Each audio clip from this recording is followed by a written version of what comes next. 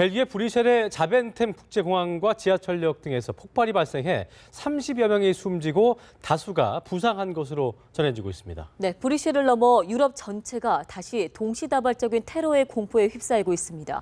취재기자 연결해 보겠습니다. 김중배 기자. 네, 파리 테러에 이은 대형 동시다발 테러로 추정되는 폭발 사고가 브뤼셀 시내 곳곳에서 벌어졌습니다. 현지 시간 22일 오전 8시쯤 벨기에 자벤템 국제공항에서 두 차례 폭발이 발생한 것을 비롯 비슷한 시각대에 시내 유럽 연합 본부가 있는 말베이크 지하철역에서 폭발이 발생해 현재까지 30여 명의 사상자와 수십 명에 이르는 부상자가 발생한 것으로 전해졌습니다. 아직 폭발의 원인은 뚜렷하게 확인되지 않고 있지만 자살 폭탄 테러였다는 현지 언론 보도들이 나오고 있습니다. 시내 주요 기반 시설에서 동시다발적으로 발생했다는 점에서 지난 파리 테러를 연상케 하는 또 한 번의 대형 테러 가능성이 커지고 있습니다. 폭발 이후 공항 청사에서는 연기가 피어올랐고 다수의 공항 이용객들은 폭발에 놀라 황급히 대피했습니다. 폭발 당시 아랍어 외침이 들렸다는 현지 매체의 보도도 있었습니다. 공항에선 폭발 이후 모든 항공기 이착륙이 중단됐으며 유럽 항공 관제기구인 유로컨트롤은 브뤼셀 공항의 잠정적인 전면 폐쇄를 결정했습니다. 공항 당국은 공항의 승객들을 대피시키고 트위터를 통해 공항 주변에 접근하지 말라는 경고 메시지도 보냈습니다.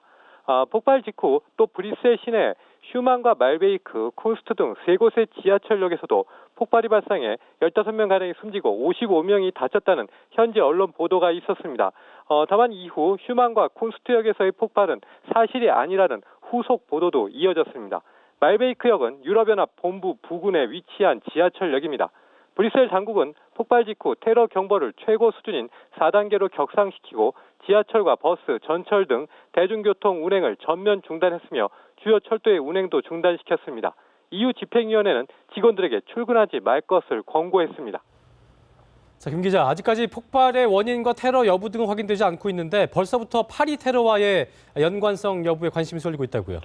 네, 이번 폭발이 자살 폭탄 테러에 따른 것이며 폭발 당시 아랍어 외침이 들렸다는 보도 등이 있었으나 아직 당국이나 책임 있는 기관의 공식 확인은 뒤따르지 않고 있습니다. 그러나 앞서 파리 테러의 방식과 유사하게 시내 주요 기반 시설에서의 연쇄적인 폭발이 이뤄진 점, 또 그간의 정황은 파리 테러를 일으킨 이슬람 국가, 즉 IS나 유관단체의 테러 가능성을 키우는 대목입니다. 벨기에 경찰 당국은 앞서 나흘 전인 18일 브뤼셀 몰렌베이크 구역에서 파리 테러의 주범 중 하나로 알려진 살라 압데슬람을 체포했습니다. 디디에 레인더스 벨기에 외무장관에 따르면 그가 체포된 후 수사관들에게 브뤼셀에서 뭔가 새로운 계획을 진행하고 있었고 그것이 실행될 수도 있었다고 말했다고 밝혔습니다. 또 검거 과정에서 많은 무기와 중화기도 발견이 됐는데요. 이번 테러와의 연관성 여부가 우선 주목되는 대목입니다. 압데슬람은 현재 부르주의 중범죄자 구치소로 이송돼 조사를 받고 있습니다.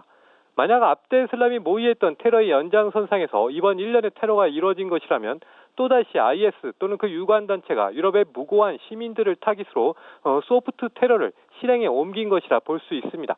이 같은 소프트 테러는 대중의 공포심을 극대화해 스스로의 정치적 목적 실현의 효과를 극대화하기 위한 것으로 극악무도한 신종 테러 유형의 하나로 자리매김하고 있는 겁니다. 샤를 미셀 벨기에 총리는 국영 TV 방송에 출연해 맹목적이고 비겁한 테러에 당했다고 말했습니다. 영국의 데이비드 캐머런 총리도 트위터에 글을 올려 충격을 받고 우려하고 있다며 도울 수 있는 모든 것을 하겠다고 이 같은 테러에 굴할 수 없다는 연대 의지를 밝혔습니다. 지금까지 보도국에서 전해드렸습니다.